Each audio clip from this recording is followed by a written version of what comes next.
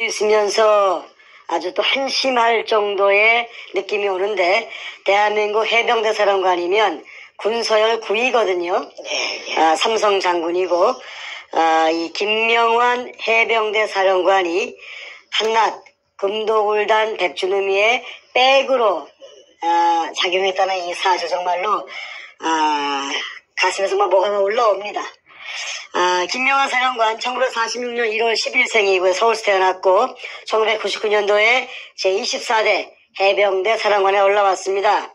99년 10월 18일부터 2001년 10월 11일까지 대한민국 해병대 사령관 해직을 했다가 전역을 했습니다. 자, 이 김명환 도대체 백주는과 어떤 관계입니까?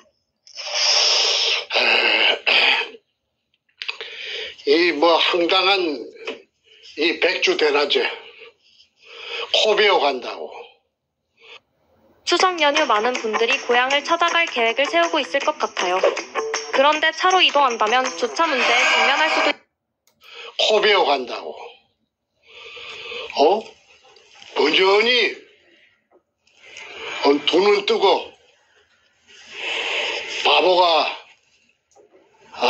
되었습니다.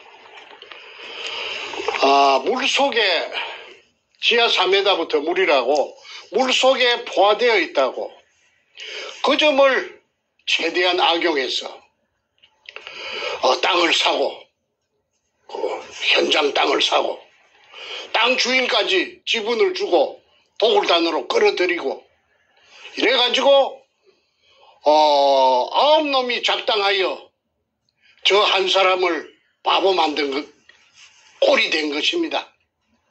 저는 어째도 이 사건을 해결해야 되기 때문에 동서남북으로 분주하게 이 해결을 하기 위해서 쏘다녔습니다. 그러다가 어느 선배께서 한 사람의 젊은이를 저에게 소개를 했습니다. 그 한 사람의 젊은이는 올해 나이가 약 한 60 정도 됩니다. 저보다는 한 10살 적은데 키도 훤칠하고 이목구비도 반듯하고 그 다음에 이 운전을 갖다가 기가 막히게 해요. 그리고 순발력이 얼마나 빠른지 눈치가 빠른지 그냥 홍길동이 환생해서 온 것 같은 그런 사내였습니다. 그 사내의 고향은 경남 거창인데 직업이 저 서초동 법조타운 에서 변호사 그 사무실에 그 법조 브로커로 한 7, 8년 한 10년을 갖다가 법조 브로커 생활을 했으니까 이거 바로 그냥 눈치 구다이지요. 그래서 제가 아무도 저희 조력자가 없었기 때문에 그 친구에게 진실로 부산 문현동의 금도굴에 대해서 한 30번 만나면서 설득을 했습니다. 나를 좀 도와다오. 당신이 믿을 수 있다고 하니까 나에게 조력자가 돼서 이 사건이 해결이 된다면은 내가 당신이 안정되게 편히 살 수 있도록 이렇게 법조타운에서 불호가 짓을 안 해도 살 수 있도록 내가 배려해 주겠다. 우리 사나이 대 사나이로서 큰일 한번 하자. 그래서 눈치 빠른 그 친구가 성이 또 해필이면 또 백가입니다. 이름이 가명으로 제가 이 자리에서 말씀드리겠습니다. 백경철이라고 하겠습니다. 백경철이가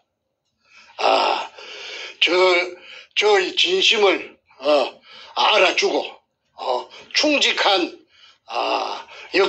맡은 역할을 다 하겠다고 저한테 약속을 했습니다.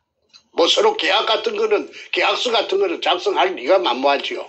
그래서 저를 깍듯이 그 회장님이라고 호칭을 하면서 자가용 운전수 겸 비서가 된 것입니다. 걔 차가 또 고급차가 하나 있었어요. 그런데 걔가 이 백주놈이의 그 인상착의를 해서 내가 실물을 보여줬어요.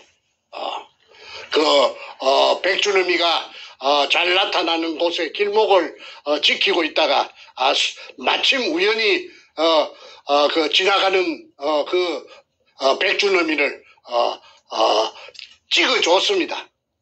그랬더니 잽싸게 이제 백주놈이 따라다니는 겁니다. 사냥개가 된 것이지요. 그러니까 기가 막힌 사냥개가 명품 사냥개가 도둑개를 이제 따라다니는 것입니다. 사냥하기 위해서 그 작전이 시작되었죠. 그러다 한 일주일이나 지났을라나 저한테 급하게 전화가 왔는데, 아이고 회장님, 큰 끈을 한 끈 낚았습니다. 빨리 좀 저를 만나주세요. 그래서 제가 허겁지겁 지가 오라는 서초동으로 법조타운으로 갔더니 놀라는 말을 했습니다. 그 백주놈이 단골로 다니는 술집을 알아냈다는 것이지요. 그 술집은 강남구청 근처에 있는 술집인데 고급 룸사롱이었습니다. 그 룸사롱의 간판이 또 재미가 있어요. 해피리문 터널입니다. 터널. 그런데 술집에 백주놈이 한 달 전서부터, 그 당시에 한 달 전서부터서 두 가지 부류의 사람을 만난다. 두 팀을 번갈아서 만난다는 것입니다. 그런데 한 팀은 한 사람이 나타나는데 그 성룡차로 오면은 양복을 입고 오면은 귀골이 장대한 그런 깍두기 머리의 젊은 사내들이 장군님 하더라는 것이지요. 장군님.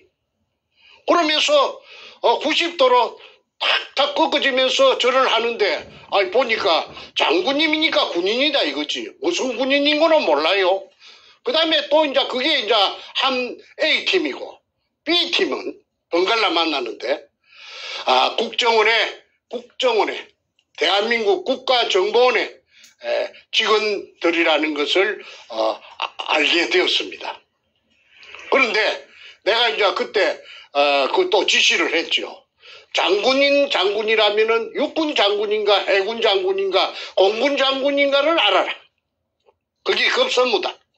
그 다음에 현역인지 예비역인지를 알고, 그 다음에 B팀 국정원이라 하는 거는 직책이 무엇인지 이름이 무엇인지를 알아내라. 그 지시를 했죠. 그런데 한 2, 3일 후에 다시 급하게 저를 찾는데 갔더니 아이고 제가 술집 주인을 잘 아는 내 선배의 마누라라고 저한테 이야기합니다. 그 선배가 뭐냐니까 건달 선배가 있는데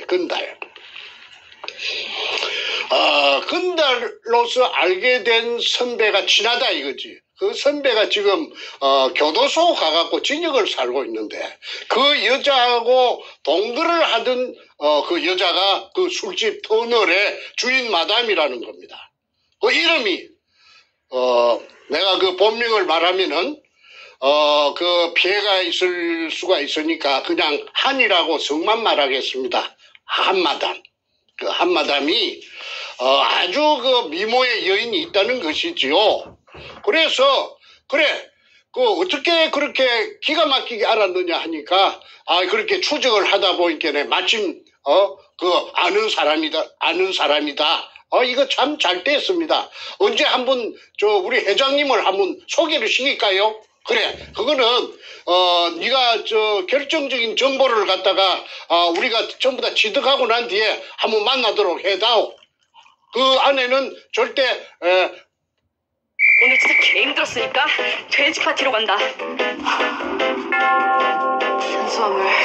탄수화물. 해다오. 그 안에는 절대 누설하지 말고 그 사람들이 모르게 그 사람들이 자기네들을 추적하는 줄 모르게 비밀리에 잘해라. 알아내라.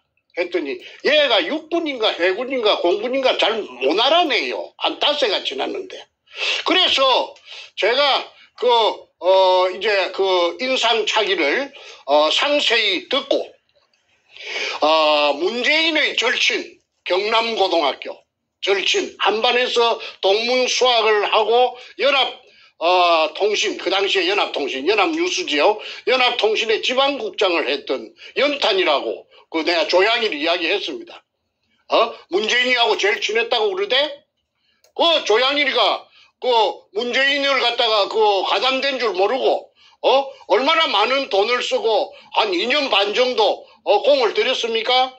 그러다가, 아이고, 나중에 가서는, 아이고, 선생님, 내 친구를 내가 어떻게 죽입니까? 하고, 돌아갔다고 내가 얼마 전에 말했지요. 그런데, 조양일이가, 나에게서 100분을, 10의 지분을 공정받고, 문재인의 목도 있었다고 그랬죠. 그래가지고, 2년 반 정도,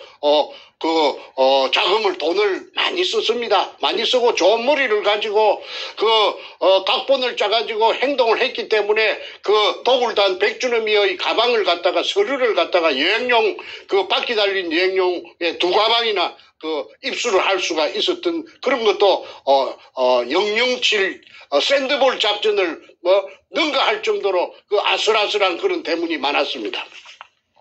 어쨌든, 연합통신의 지방국장 정도 되니까, 된장 찾아내더라고. 그래가지고, 이 해병대 사령관, 전사령관이네요. 선생님, 2001년 10월 달에, 간순, 해병대, 전사령관, 지금 사령관이 아니고, 앞전에 사령관, 김명한 중장입니다. 이 사람 아닙니까? 저 사진을 하나 구해서 주더라고. 그래서 내가, 백정철이한테다가 사진을 빼줬더니, 아이고, 이 사람 맞습니다. 그래서 이제 해병대 전사령관이라 하는 게, 이제 뽀롱이 난 겁니다. 전부 다 알게 된 것이지요. 그 해병대 사령관이 왜 도둑놈, 백가를 만나는가? 사이코패스를 만나는가? 그러면 이제 술을 어떻게 먹느냐, 이제 이런 게 전부 수집돼서 옵니다. 해병대 사령관하고, 그 다음에 백두목이, 만날 때는, 샷다문이 내려간답니다. 현관 출입문이. 샷다를 내려버린다는 거예요. 딴 손님 안 받는다는 것이지. 그날은 그 사람들 둘이서 술집을 전세 낸다는 거지. 그리고 나중에 내가 한진순이를 만났더니, 이름이 나도 모르게 나와버렸네. 한마담을 만났더니, 한마담이, 내 눈에는 절세 가인이더라고. 그리고, 서울말로 하는데 그냥, 보기 드문 미인이더라고. 그래서, 내한테, 하는 말이, 백준엄이가 술집에 오게 된 가정이, 자기한테 반해가지고 어떻게 한번 해볼까 싶었어. 그래서 술집에 번갈아 하는데 한 팀은 국정원의 직원이고 한 팀은 장군님이고 그렇다카대. 그러면 이제 장군님은 무슨 술을 마시느냐 하면은 오기만 오면 발렌타인 30년 산을 갖다가 딱 대령을 하면은 술 마시는 게 두주 불사형이 돼가지고 맥주 그라스에 독한 술을 술이 독해요. 그걸 쫙 따라가지고, 막걸리 마시듯이 털어였더라고, 그렇게 하대. 술집 마담이. 그러고, 백가 이놈은, 미주가리를 해가지고, 물로 타가지고, 입에 떼다가 마시는 신용만, 떼다가 하면서, 항상 주위를 이렇게, 두리번거리더라, 이겁니다. 가만 한 곳을 응시하지 못하고 항상 두리번거리는 것이 누가 깃방맹이를 시절이 줄까 싶었어. 눈구녕에 불이 나도록 시절이 줄까 싶었어. 그래서 아마 불안해서 범죄자 특유의 그렇게 두리번거리면서 대안은 무슨 대안을 하더냐 하니까 샷다 내려고 항상 하는 말이 금 이야기. 동굴 속이 우습고 금이 우습고 그 다음에 제주도가 어떻고, 하면서, 대한민국의 금융불량자, 아니, 신용불량자, 은행에 그 김대중 때, 카드를 남발해가지고, 신용불량자 된 사람들이 나 정확하게 모르겠는데, 들은 기억에 의하면은 250만인가 되는데, 그게 굉장한 사회 문제로서 부각이, 될 점입니다. 그 문제를, 그 백가놈이, 택도 아닌 놈이, 4,000원짜리 쌈밥 처먹던 놈이, 지가 해결하겠다고 해병대 사령관에게 큰 소리 땅땅 치더라는 것이지요. 한진순이가 들으니까. 그래서, 어떻게 처리할 것이냐. 장군이 물어보니까. 김 장군이 물어보니까.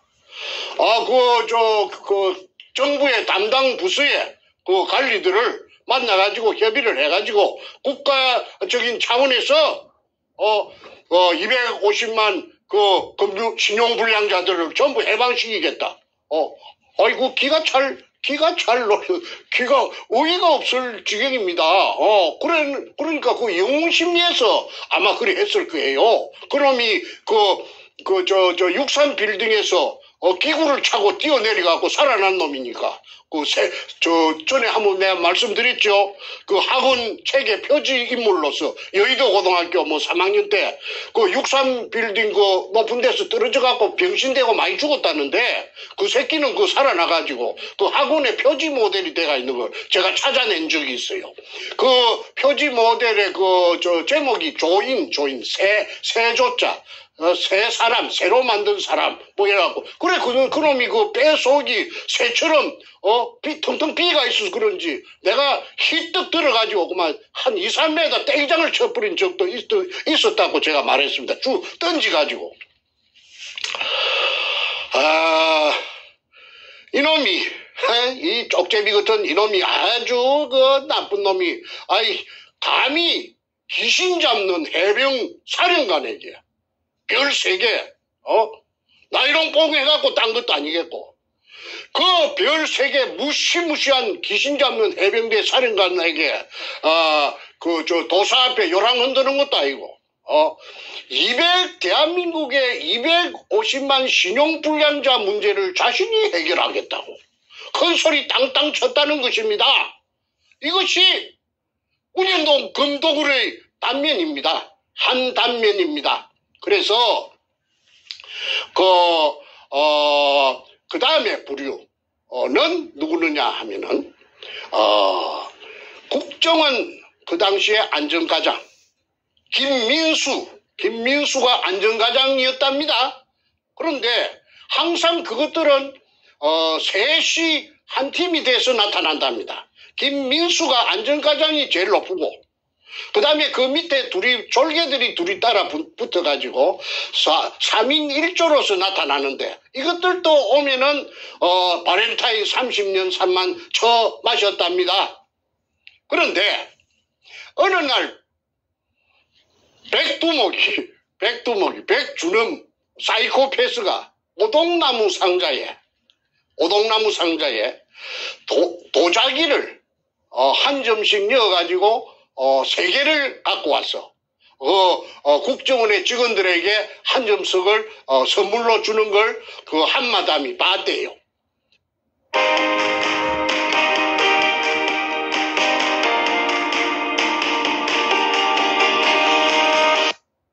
그 한마담이 봤대요.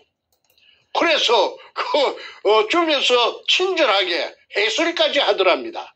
뭐라고 해설하느냐 하면 청나라 말기의 도자기다. 청나라 말기의 도자기다. 이 도자기는 시가로 인사동에 나가면은 시가로 한 15억에서 30억 정도 받을 수 있는 것이다. 시가를 지금 알아보니까 15억에서 30억 사이다. 그러니까 이 도자기를 갑으로서 잘 보관하시오 하면서 인심 좋게 통 크게 그 비싼 도자기를 갖다가 오동나무 상자에 포장해 와서 하나씩 주니까 감지덕지 어쩔 줄을 모르더라 하는 것을 그 한마담을 통해서 제가 들었습니다. 그리고 그 백가놈의 진짜 애인이 있대요. 아까 한마담이 말하더라고. 진짜 애인이 누구느냐 하니까. 진짜 애인은 이름은 몰라도 가을이 엄마라고, 가을이. 딸년이 가을이라. 그런데 그 젊은 여자가 서방 놈이 있는 년이 유부녀가 그 놈하고 백가 놈하고 내통을 하고 있는데 가을이 엄마라 하는 그 계집이 몸에 감고 있는 장신구가 보석이 한 30억 정도 되겠다 하대. 그 한마담이 하는 말이 그냥 막 청청 감았더라. 답이 그게 진짠가 가짠가는 그 여자가 보면 안다고 그러대. 그래서 야 정말 저렇게 온몸에다가 그냥 돈을 갖고 그냥 완전히 그냥 감고 다니구나. 그래서 그 여자가 하고 뭐 한 두 분 그 술집에 와서 합석을 한 적도 있다고 하니까 알지요. 그 다음에 정치인 신낙균, 신필균 자매도 그게 와서 그 술집에 왔더라고 하대. 그 데리고 와가지고 보험 잡는데, 아이고, 우리, 누님들이라고, 그리 하더라 하대. 그래서 내가 다 알게 된 거지. 민주당 전에 최고위원 하던 그 남양주, 그 구리 쪽에, 그 국회의원, 여자 국회의원, 민주당 최고위원 하던 신낙균이, 또 전륜발이, 그 자매, 신필균이, 그거 한 멤버라, 멤버. 그러니까, 나중에 이게 문현동 금도굴이, 본격적으로 그 실체를 드러내서 해결이 되면, 이 신필균이, 신낙균이, 이 자매는, 또 아까 말하던, 김민수 국정원의 안전과장, 그 다음에 해병대 사령관, 전부 다 공범이야, 공범. 비호 세력 공범이야. 군인들은 총살시키고, 총살을 시켜야지. 그 민족의 반역자인데, 국가의 반역자고.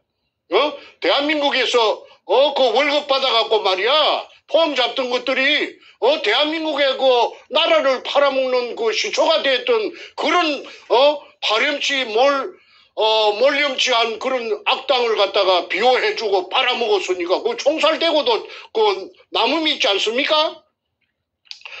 그 다음에, 정치를 한다는 그 여자들의 그 신필규인, 신낙규이라는 여자는 서울시청에 뭐 어쩌고 저쩌고 하더라고.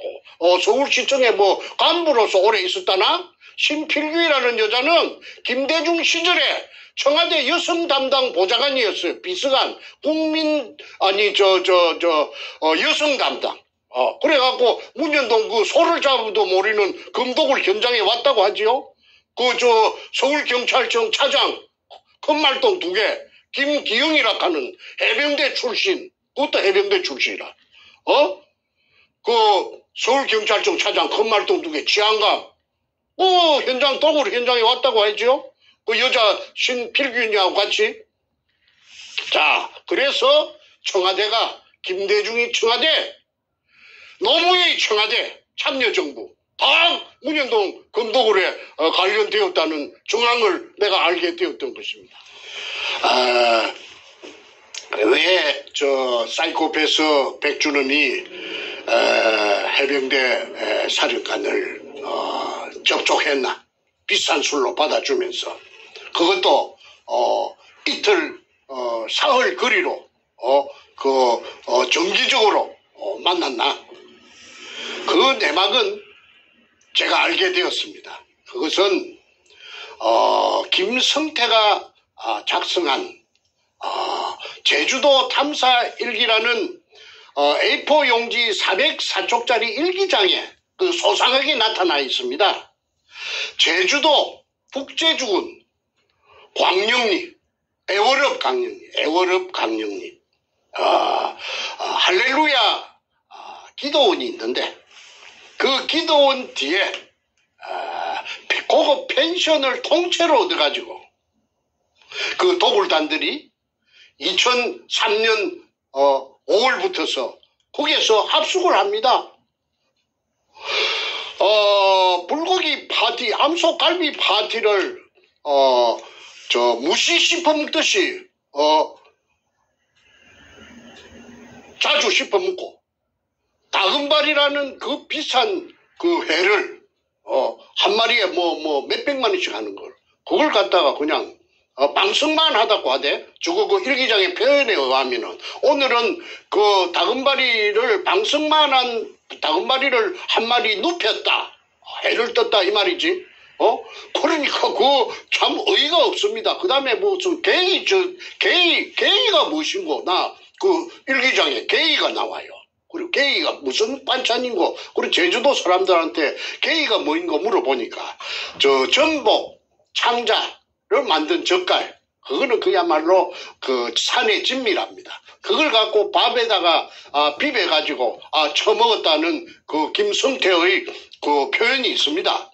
그래 놓고는 제주도 에어르 강릉리 밑에 해안가에다가 금을 숨겨고 골드 고팡이라고 골드 고팡 일기장에 그 골드는 알겠는데 고팡이 뭐이고 그 내가 사방팔방 헤맸지요. 알고 보니까 고팡이 제주도 방언으로 창고를 고팡이라고 한대요.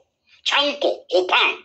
그래서 금창고란 말입니다. 금창고가 어디 있느냐 하면 일기장에 보면은 애월읍 광릉리 해안 바닷가 양식장에 그 금을 갖다가 탐해오라는 170톤짜리 배로 갖고 실어다 놓고 밤이 되면 저녁이 되면 어두워지면은 해병대가 해안 경계를 씁니다.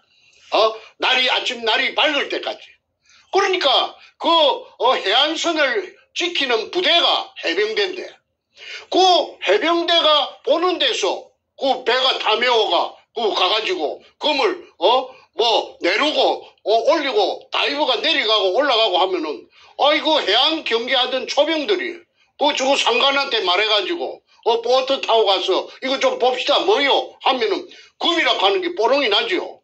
그러니까 그 위에서부터서 비호 세력이 절실하게 필요했던 것입니다. 그 절실한 비호 세력을 센 사람을 어떻게 찾을까 두리번거리다가 마침 그 MBC 싱글벙글쇼의 진행자 강석이라는 48년생 그 총각이라 하대 48년생인데 그 당시에 장계를 안 갔다 해요. 그래가지고 그 강석이라는 그자에게 그게 해병대 출신이고 백준엄이가 존경하는 선배래요. 여의도 고등학교 같은 동문이래요. 그래서 그 강석이한테 그 해병대 그 센 사람을 좀 어떻게 소개해 줄 수 없는가 하고 부탁을 했더니 강석이가 소개한 것이 아까 김명한 해병대 사령관입니다. 전 사령관. 예편한 지 1년도 안 된 사람. 그러니까 2001년 10월 달에 예편했어요. 그러니까 2002년도, 2003년도부터면은 이제 겨우 1년 정도 지냈겠죠? 그러니까 해병대는 또 특수 그 부대가 돼가지고 그 해병대끼리는 다 통하고 또 저 후임자도 다 알 거 아닙니까? 자기 후배니까. 그러니까 그 작용을 해가지고 비호를 해줘라. 보호해줘라. 오히려. 그래서 도둑들이 금을 싣고 간 도둑들이 마음대로 활개 칠 수 있도록 판을 갖다가 만들어주고 방패막이가 되어줬다는 사실. 이거는 무서운 사실입니다. 국방을 책임지는 안보를 책임지는 대한민국의 군인 그 중에서도 귀신 잡는 해병 아닙니까? 우리 동생도 내 밑에 동생 셋째 동생도 해병대 갔다 왔어요. 해병이에요. 용감한 해병이에요. 그 다음에 내 사이도 해병 출신이에요. 해병. 귀신 잡는 해병 출신이요. 그러면 내 사이도 해병이고 내 바로 밑에도 셋째도 해병대고 그렇다면은 나도 해병대 가족인데 해병대 가족 중에 이런 이야기를 들으면 어이가 없을 겁니다. 해병대 사령관이 부패했어. 부패. 썩었어. 연불에는 마음이 없고 재빨에 마음이 있는 중놈처럼 금도도 부산 문현동에서 도굴금 놈이 찾아내놓은 도굴금을 저 당사자를 찾아낸 사람을 감옥에 보내놓고 그 대통령을 또 가담시켜 가지고 국가 공권력으로서 누구보다도 정직하고 청렴 결백하고 양심과 법에 따라서 판결을 해야 될 법관들에게 압력을 행사하여 TV 쪼아갖고 가해자를 피해자로 만들고 피해자를 죄 없는 사람을 죄수로 만들어가지고 그래가 감옥에 보내놓고 자기네들은 그 금잔치를 한 거 아닙니까? 이거 있을 법이나 한 일입니까? 이 모든 것이 그래서 내가 너무 띄줬다고 잘 띄줬다고 어제 지난번에 방송에서 내가 그리 말했죠. 그리고 뭔가 저놈이 오야봉도 죽였다고. 그런 걸 내가 하나하나 탐정이 돼서 다 알아냈던 것입니다. 그런데 김명하이라 하는 이 해병대 이 무시무시한 장군이 쪼무레기 한번 탈의도 안 되는 그런 피레미 같은 그런 그 도둑놈에게 사이코패스 백주놈에게 바렌타인 술 얻어먹고 얼마나 받아 챙겼는지는 내가 안 봤으니까 모르겠습니다만은 아마 받았다 하면 좀 많이 받은 것 같아요. 왜냐하면은 소개해준 소개꾼, 그간꾼, 그 강석이 MBC 싱글벙글 그 강석이가 별 재산이 없었대요. 방송가나 연예계에 그런데 어느 날 성동구 자양동에서 큰 스파 헬스라는 어마어마한 덩치 큰 그런 헬스 건물이 있는데 거기에서 김형곤이라는 코미디언이 심장마비인가 무엇으로 죽었어요. 그래가지고 그 스파 헬스라는 게 그게 부각이 됐고 그 다음에 그 주인이 누구느냐 하니까 강석이라고 그 소문이 쫙 났던 것입니다. 그러면 나는 당장 알지요. 백두목에게서 사이코패스에게서 그 김명한 사령관을 소개해준 대가로서 아이고야 한미천 엄청난 한미천 잡았구나. 그러면 수백억을 받았다는 결론입니다. 그 다음에 그러면 소개시기 중 소개꾼에게 수백억을 줬다면은 그 당사자인 브레인 오야붕에게 김명한 사령관에게 얼마 줬겠어요? 그거는 여러분들의 상상에 맡깁니다. 그 곱하기, 강석이한테 준 거 곱하기, 상당한 곱하기 숫자가 되었을 건데 내가 안 빌려 말하지 않겠습니다. 그래서 그것은 앞으로, 대한민국 검찰에서, 밝히든지 특검에서 밝혀야 될 것이라고 봅니다. 그 다음에, 그 장군님으로 호칭을 불리던 아주 인물 좋고 글에 좋고 피부 좋은 얼굴이 엊그제 연설하는데 보니까 번질번질하대. 그 장군들 연설하는데 보니까 그런데 그 문재인이를 그만 끄잡아 내라든지 뛰가갖고 그런데 내가 김사령관에게 내 한마디만 하겠어요. 김사령관께서 알고 그랬는지 모르고 그랬는지 그거는 내가 본인한테 내가 얘기를 안 들어봤으니까 저 잘 모릅니다만도 알았든 그랬든 몰랐든 그랬든 그 국가에 대한 반역죄는 틀림없습니다. 그걸 내가 피해자로서 내가 적극적으로 내가 그 장군님을 옹호해 드릴 수도 있습니다. 지금도 늦지 않았습니다. 가면 됩니다. 가면. 사실은 내가 몰라서 그랬다. 이거 세상에 이럴 수가 있는가?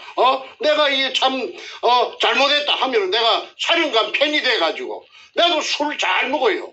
나도 주주불사형이에요. 내가 막 술을 갖다가 날마다 내 모욕을 시켜드릴 거니까 내하고 같이 한번 마십시다. 그리고 그 전제 조건으로서 이걸 백가 그놈이 하던 그 짓거리 또는 청와대에서 그 당시 청와대에서 무슨 하명이 있었는지 편리를 봐주라고, 문관놈에게서, 문관놈이 청와대에 비서실장도 하고, 민정수석도 하고, 시민사회수석도 했죠.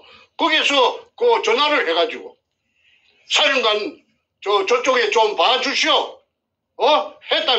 했다는 것으로 가세요. 그러면은 국가 민족을 살릴 수 있는 영웅이 됩니다. 자, 이제 정승님 말씀을 이제 잘 들었고요. 이제 오늘 서서히 이제 대화를 마무리하는 차원에서 우리 시청자분들을 위해서 다시 한번 제가 정리하는 질문을 드리겠습니다. 오늘 대화의 제목이 이렇습니다. 금도굴단 백준우미의 백인, 배우를 봐주는 백이라고 부르죠, 우리가. 해병대 사령관 김명환 했는데, 김명환 사령관이 백준우미의 백이 돼서 무엇을 보호해줬을까요? 무엇을 했기 때문에 백이라는 지칭을 우리가 쓸 수 있는 것일까요? 그 금을 양이 적으면은 그냥 쓱쓱쓱쓱 갈라가지고 저그 집에 숨기든지, 뭐 친척 집에 숨기든지, 땅을 파갖고, 밤중에 뒷동산에 가서 숨기든지, 하겠지만은, 양이 워낙이 많으니까 배가 동원됐던 것입니다. 170톤짜리 타메오라는, 동력자원연구소에서 쓰던 그 해적 케이블 깔던 배가 철선이 동원되었고, 그 배가 앞전에 말했습니다. 동해안, 후포항 근처, 그 다음에 서해안, 군산 앞바다 말도 근처, 제주도 에어르 강령리, 여수 돌산 앞바다, 완도 그쪽에 막 종횡무진 쏘아다녔습니다. 그러면은 바다에도 다 경찰이 있고 보안관이 있고 다 헌병이 있어요. 그런데 그 가다가 걸리면 큰일 나지. 정보가 들어가서. 그러니까 해양 경찰대라든지 해운 항만청이라든지 전부 다 위에서부터 청와대에서부터서 다 가히 전부 다 안전 세이프티 증을 줘가지고 또 전부 다 건들지 말았고 하명이 내려갔으니까 이거 대한민국이 이거 무슨 이거 개인 그 도굴단 대통령의 그 가짜 대통령들의 그 놀이터입니까? 소위 얘기해서 백준우미가 그 바다를 누비고 다닐 수 있는 프리패스가 필요했던 거군요. 그렇지. 프리패스를 얻기 위해서 소위 이 해병대 사령관급 되면은 힘께나 쓰는 양반이니까 이제 이번에 갓 전역한 아주 따끈따끈한 그 실권자이니까 그분의 힘을 통해서 해병대 후배들을 네트워크를 동원시켜서 바다를 마음껏 누빌 수 있는 제주도 특히 해병대 사령관을 한 것은 그렇죠. 제주도 에어르 방영리에 갖다가 숨겨놓고 거기에서 이제 그 일본 시대에 일제 시대에 그 지금까지 발견되지 않은 굴이 있을 것이라고 보고. 왜 그러냐면 제주도 전체가 그 일본 본토를 지키는 마지노선이니까 그 공개되지 않은 굴을 찾아가지고 그게 아까 타메오가 싣고 간 막대한 금을 그 굴 속에 찾아낸 쇠굴 속에다가 쟁여놓고 외정 때부터 일본 놈들이 그 굴 속에 숨겨놓은 것처럼 해갖고 이벤트를 하려고 쇼를 하려고 쇼를 하면은 그러면 부산문현동에서는 해결이 되고 부산문현동에서는 해방이 되고 정충제는 멍텅구리가 되고 문현동에서 싣고 온 금이 아니라고 어거지를 쓸 참으로 일기장을 썼고 그게 이벤트를 하려고 그 해병대 사령관의 그 비호가 절실히 필요했던 것입니다. 이 금도굴 게이트라고 우리가 부르기로 했지 않습니까? 금도굴 게이트, 부산문현동 이 금도굴 사건 이런 별명이 있어요. 양파 껍질 까기. 까면 깔수록 끝이 없는 거라 이게 지금. 백준이라는 인간이 얼마나 교활하고 교묘한지 대한민국의 정치인들, 언론인들, 하다못해 돈을 나온 군인들 다 곧 삶아가지고 뇌물을 먹이고 형아우 삼고 선물을 주고 그들에게 어떤 그런 이익을 공유해 가면서 자신이 숨긴 이 어마어마한 금을 갖다가 보호하기 위해서 자기들끼리만의 어떤 소위 얘기하는 카르텔을 형성한 거로 좀 느껴집니다. 마약도 왜 카르텔이라는 표현을 쓰지 않습니까? 자기들끼리 이권을 갖다가 서로 형성하기 위해서 소위 금독을 카르텔을 만드는 것이 공업을 치는 거죠. 그렇죠. 보여지는데 자 지금 상태에서는 우리 국민들이 할 수 있는 것이 한계가 있고 그러나 대한민국 정상화되면서 오늘 우리 도마 위에 올라간 김명환 사령관 우리 정생의 말씀대로 김명환 사령관이 알고 그랬는지 모르고 그랬는지 그것까지 우리가 확인할 바는 아직 없습니다만은 분명히 국가적인 범죄에 동참한 것은 정황상 분명히 보이니까 오늘 이 순간 우리가 확인할 수 없다 할지라도 대한민국이 정상화되면서 어느 순간에는 분명히 확인될 걸로 믿습니다. 그때 가서 나중에 본인이 정말로 패가망신하는 망신을 당하고 창피를 당하고 심판을 당하기 전에 본인이 먼저 털고 가자. 그렇죠. 자신이 먼저 고백을 하고 국민 앞에 무릎 꿇고 고백할 때에는 본인이 죄를 지은 것이 있다 할지라도 알고 했던 모르고 했던 정상 참작이라는 것도 예, 있고 또 그 죄를 갖다 씻어내는 그러한 그 증언을 할 경우에는 오히려 그것이 참고가 되어서 본인의 죄를 갖다 삭감받을 수 있는 길도 있을 것이기 때문에 이대로 입을 다물고 문재인과 함께 백주님과 함께 수렁으로 떨어지든지 아니면 정말 정신 똑바로 차리고 대한민국 해병사령관이면 보통 자리입니까? 군인 중에 군인이요. 기계 있는 정말 살아있는 정신이 있는 정말 이 해군과 함께 충무공 이순신의 후예라 할 수 있는 귀신 잡는 해병대인데 해병대 사령관까지 지내신 양반이 이렇게 부끄러운 일에 연루되어서 인생을 마무리하면 되겠습니까? 라는 말씀을 꼭 드리고 싶습니다. 자, 오늘 시간이 거의 다 됐는데 야, 선생님 이제 한 가지 더 이야기를 해야 돼. 마무리 말씀 좀 해주시고 대화를 서서히 마무리 짓도록 하겠습니다. 예. 그 다음에 이제 아까 한 팀은 이제 끝났습니다. 한 팀은 해병대 사령관 김명한이고, 그 다음에 또 한 팀은 누구느냐면 아까 국정원 안전과장 김민수라고 했습니다. 그 김민수 그 팀은 셋이라고 했는데 그게 오동나무 상자에다가 청나라 도자기 한 점씩을 이어갖고 선물하는 것을 그 술집 주인 한마담이 봤다는 것이죠. 보고 저한테 이야기했죠. 그걸 15억에서 한 30억 정도 간다고 했죠. 그래서 제가 알아봤습니다. 알아보니까 도자기 중에서는 청나라 때 말기의 도자기가 제일 비싸답니다. 중국에 그 시대가 여러 개 있는데, 그런데 대체적으로 청나라 말기의 도자기고 좋은 것이라면은 30억, 50억도 혹간답니다. 굉장하답니다. 그런데 그 도자기가 청나라 때 도자기가 뜬금없이 어디서 났겠습니까? 백주놈이가 어디 가서 중국에 가서 사갖고 왔을까요? 저는 그 속에 금만 있었던 것이 아니고 별거 다 들어가 있었는데 심지어 일설에 의하면은 그 그림까지도 들어 있었답니다. 그럼 그림이 뭐냐 하니까 내가 알아봤어요. 그림이 알아보니까 정말 그 제백석이라는 그런 당대의 무슨 암흑의 제백석이 세계적인 작가들이 그린 그림은 보물 중에 보물이랍니다. 그러면 그 종이를 어떻게 갖고 왔느냐면 애놈들은 만드는 종이우산 있잖아요. 종이우산 그 대에다가 종이우산 빛 한 방울도 안 셉니다. 그렇게 방수를 참 잘한다 이 말입니다. 종이에다가 어떻게 처리를 하면은 물이 100년 가도 한 방울도 안 스며든답니다. 그래서 방수 처리를 해가지고 그 의뢰공장 속에 그림도 들어있었을 것이고, 그 다음에 도자기 박물관 고금을 들었으니까 도자기도 많이 끄다 놓은 것이 저놈 저거 집에 가도 압수수색하면 나올 것이고, 그 다음에 그 김성태 놈 집에 가도 여러 점이 있을 것입니다. 그거는 앞으로 개해갖고 박살로 내갖고 어디 안 없애버리는 한에 있어서는 전부 나타날 것이라고 봅니다. 그 다음에